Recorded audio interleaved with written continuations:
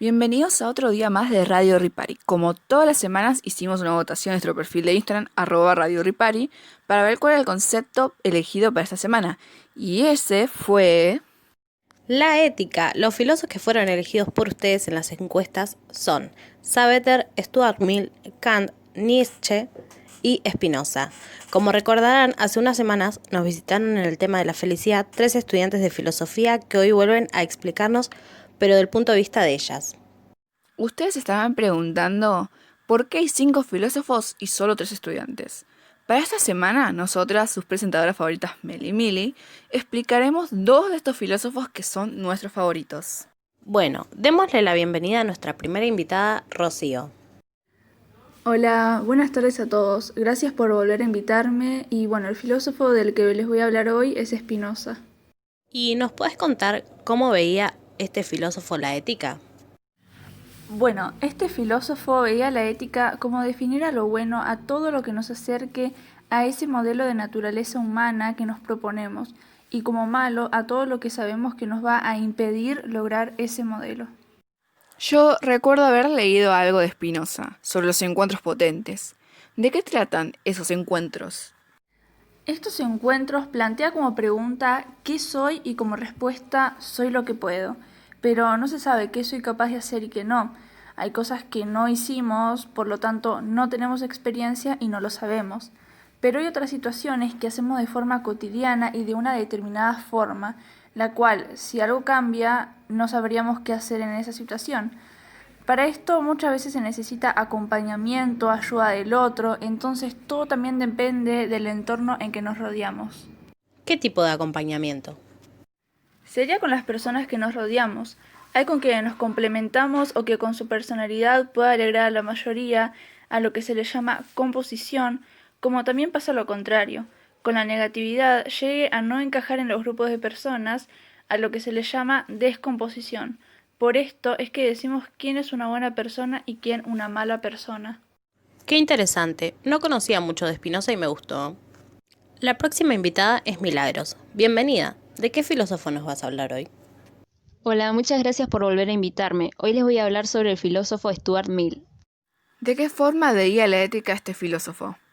Bueno, para empezar, él propuso una postura llamada utilitarismo, que dice que las personas actúan bien si se lo hace por la felicidad como fin, pero no una felicidad individual, porque esto sería egoísmo, sino una felicidad colectiva. Él decía que en esta postura ética, el placer y la evasión del sufrimiento son las únicas cosas deseables, pero también hay que saber diferenciar qué placeres son más valiosos que otros. ¿Y cómo diferenció qué placer es más valioso? Los placeres se diferencian por su duración y destreza. Están los que necesitan un conocimiento previo para poder disfrutarlos y los que no. También los que duran solo un tiempo y los que duran toda la vida. Otra forma de diferenciarlos es, si le preguntamos a una persona que no conoce ningún placer como ayudar a los demás y está acostumbrada a ser egoísta, esta nos va a decir que actuar así es lo mejor. Pero si le preguntamos a una persona habituada a los dos placeres, va a usar fundamentos para decirnos cuál es mejor. Bueno, es interesante el punto de vista que sobre la ética que tienen estos filósofos y los que aún faltan explicar.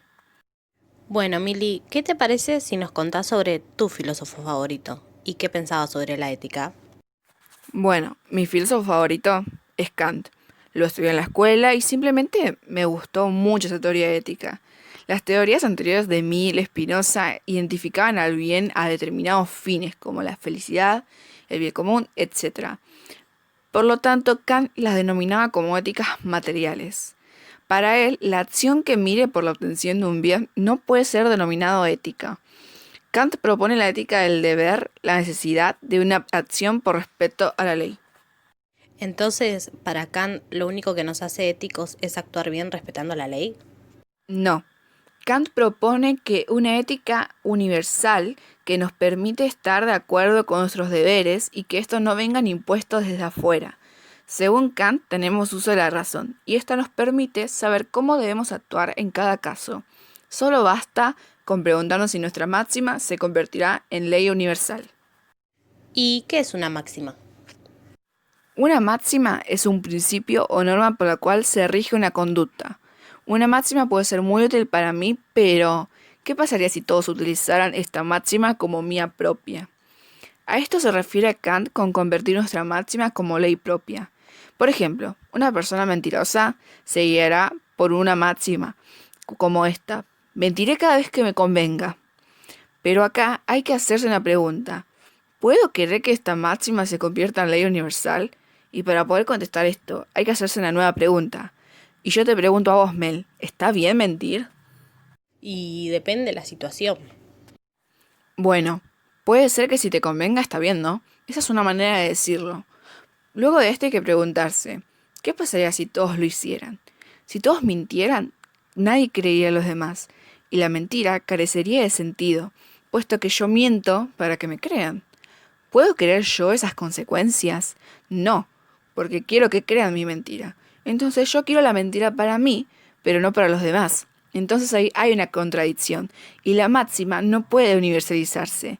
En conclusión, si la respuesta a la máxima es sí, estaré haciendo lo correcto.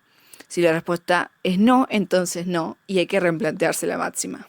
Ah, Kant tenía una teoría muy buena. ¿Y cómo sabía él si esas acciones eran éticas o no?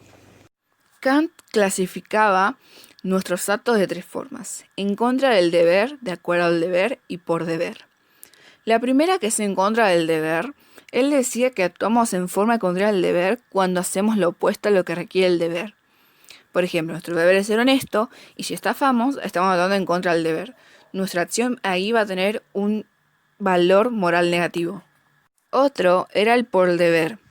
Esta le describe como que el único motivo de nuestra acción es el conocimiento de que debemos actuar de esa manera. Por ejemplo, tenemos una médica y el paciente herido que debe atender fue en una confrontación, y en esa confrontación mató a un ser querido de esa médica. Sin embargo, no hay otro médico presente y esa médica lo atiende igual porque ese es su deber.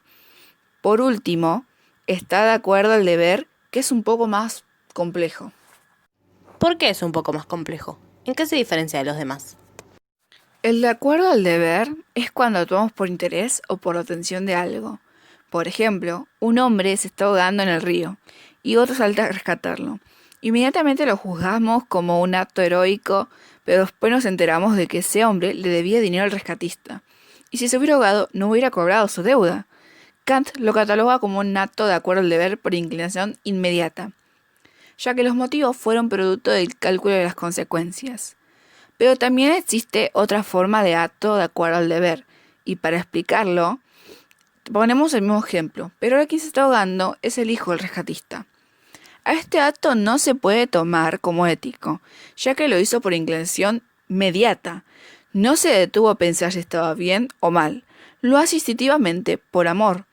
A cualquiera de estos actos no se los puede dominar éticos. Van a tener un valor moral neutro. No es negativo porque no se opone al deber, pero tampoco es positivo porque se realizó por interés. Bueno, sigamos con la última invitada del día, Mara Galeano. Hola, buenas tardes. ¿De qué filósofo nos vas a hablar hoy? Del filósofo Fernando Savater. Ok, ¿y de qué se trata su teoría sobre la ética? Para Fernando Savater, la ética es el saber distinguir entre lo bueno y lo malo, lo que nos conviene y lo que no nos conviene. También es el saber por qué se consideran buenos o malos unos determinados comportamientos. Hay cosas buenas y cosas malas, pero a veces las cosas no son tan sencillas, y él lo explica con los siguientes ejemplos. Él daba el ejemplo de las termitas, lo cual contaba que ellas son unas hormigas que construyen hormigueros muy altos para estar protegidas de las otras hormigas enemigas, y más armadas que ellas. Pero a veces sucedía que el hormiguero se derrumbaba y ellas enseguida se ponían a reconstruirlo, mientras que las hormigas enemigas se lanzan al asalto y las termitas soldados salen a defender su tribu, pero como ni por fuerza ni por armamento pueden ganar, entonces intentan frenarlas mientras las enemigas las terminan destrozando y les da tiempo a que las termitas obrero terminen de cerrar el hormiguero destruido. Pero lo cierran dejando afuera a las heroicas termitas que sacrificaron su vida por la seguridad de los demás. ¿No merecen una medalla? Bueno, ahora él cambia de escenario, pero no de tema. Homero cuenta la historia de Héctor, el mejor guerrero de Troya, que espera fuera de las murallas de la ciudad de Aquiles al enfurecido campeón de los aqueos, aún sabiendo que él es más fuerte que él y que probablemente lo mate. pero lo hace para cumplir su deber, que consiste en defender a su familia y a sus ciudadanos del terrible asaltante. Nadie duda que Héctor es valiente, pero ¿es Héctor valiente como las termitas? ¿Por qué nos parece su valor aún más auténtico y más difícil que el de los insectos? ¿Por qué? ¿Cuál es la diferencia entre cada uno? Sencillamente la diferencia es que las termitas soldado luchan y mueren porque tienen que hacerlo. Y Héctor, en cambio, sale a enfrentarse con Aquiles porque quiere. A diferencia de las termitas, decimos que Héctor es libre y por eso admiramos su valor. Interesante. Nunca fui muy fan de Sabater, pero sus explicaciones eran muy claras. Muy interesante, Mara.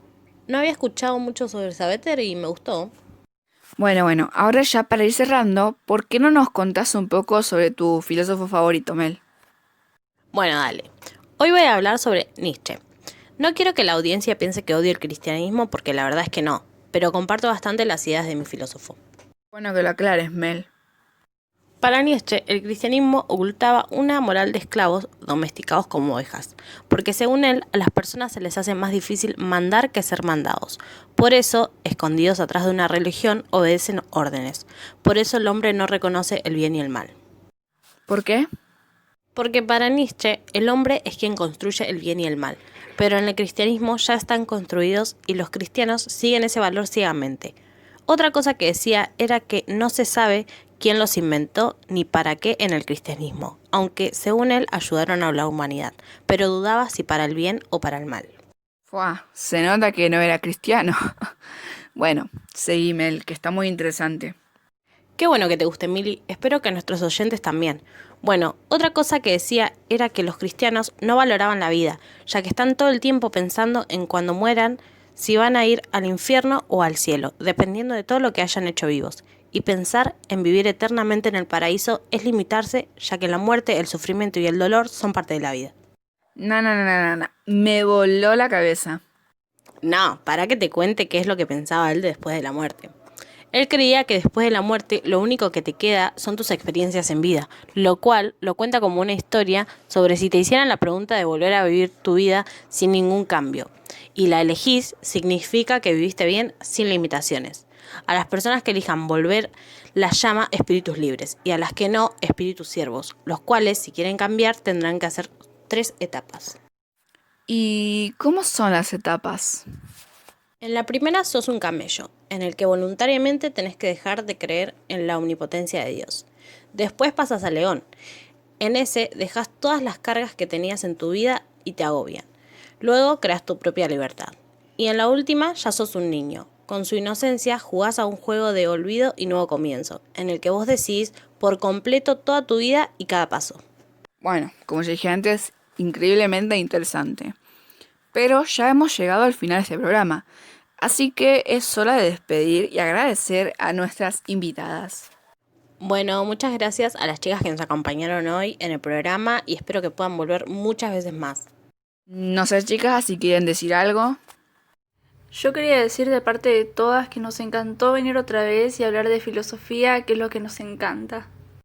Bueno, muchas gracias, chicas. Nos despedimos con muchísima alegría. Con esto damos fin al programa de hoy. Como siempre, síganos en Instagram y desde ahí responderemos todas sus preguntas, dudas, comentarios, lo que ustedes deseen. Estén atentos, obviamente, a las siguientes votaciones para el próximo tema de la próxima semana. Muchas gracias por oírnos y buenas tardes. Chao.